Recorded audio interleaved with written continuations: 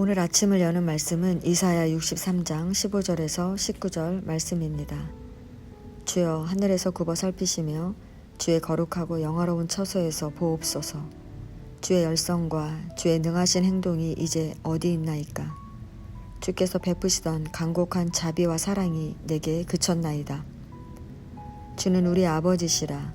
아브라함은 우리를 모르고 이스라엘은 우리를 인정하지 아니할지라도 여호와여 주는 우리의 아버지시라. 옛날부터 주의 이름을 우리 구속자라 하셨거늘 여호와여 어찌하여 우리로 주의 길을 떠나게 하시며 우리의 마음을 완고하게 하사 주를 경외하지 않게 하시나이까. 원하건대 주의 종들 곧 주의 기업인 지파들을 위하사 돌아오시옵소서. 주의 거룩한 백성이 땅을 차지한 지 오래지 아니하여서 우리의 원수가 주의 성소를 유린하였사오니 우리는 주의 다스리심을 받지 못하는 자 같으며 주의 이름으로 일컬음을 받지 못하는 자 같이 되었나이다. 아멘. 이사야 63장은 이스라엘의 대적을 물리치시고 승리를 주시는 분이 오직 하나님이심을 선포합니다. 그래서 이사야는 과거 이스라엘의 역사를 통해 범죄한 이스라엘에게 베푸신 하나님의 은혜가 얼마나 큰지 그 하나님의 자비와 사랑에 근거하여 하나님께서 다시 이스라엘에게 돌아오셔서 구원해 주시기를 간구하고 있습니다. 본문은 누구냐라는 질문으로 시작합니다. 1절을 보면 선지자 이사야는 에돔에서 오는 이가 누구냐, 붉은 옷을 입고 보스라에서 오는 이가 누구냐, 화려한 의복, 큰 능력으로 걷는 이가 누구냐라고 질문합니다. 그러자 하나님은 나라고 대답하십니다. 에돔과 보스라는 하나님의 나라를 대적하는 모든 원수들을 대표하는 나라로 그곳에서 하나님이 오신다는 것은 하나님께서 이스라엘의 대적을 물리치고 오신다는 것입니다. 하나님은 포도즙 틀을 밟는 것처럼 원수들을 진멸하시되 그의 옷이 붉게 더럽혀지도록 우리를 위해 싸워 주셨습니다. 우리는 악인들의 행동을 그냥 내버려 두시는 하나님을 경험하지만 이렇게 때가 되면 하나님은 악인들에게 진노하사 그들을 진멸하심으로 당신의 공의를 드러내십니다.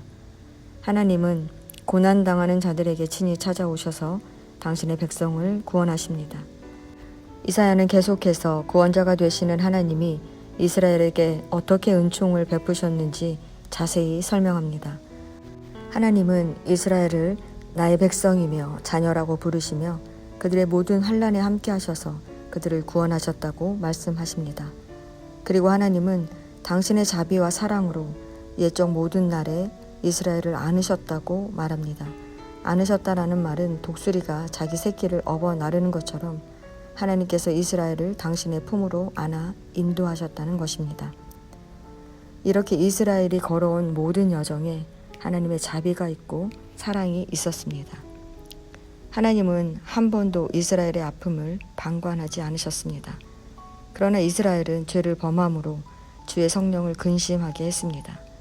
그래서 하나님은 이스라엘에게 은혜의 광선을 바라던 얼굴을 돌리시고 그들을 징계하셨습니다. 그러자 이스라엘은 옛적 모세의 때를 기억하며 홍해를 가르시고 광야를 지나게 하신 하나님이 어디 계시냐고 말합니다.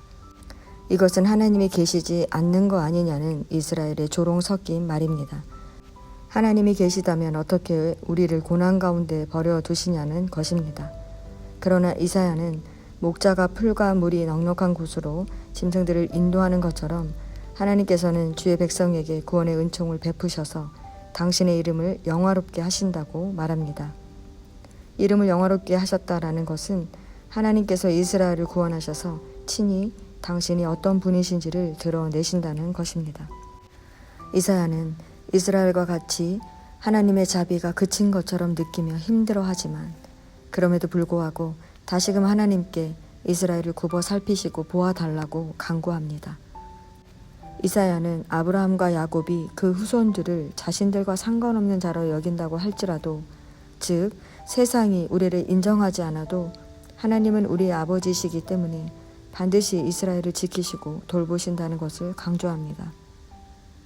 이렇게 이사야는 오직 여호와 하나님만이 이스라엘을 회복하실 수 있다는 것을 알기에 하나님께 돌아오소서라고 요청하는 것입니다.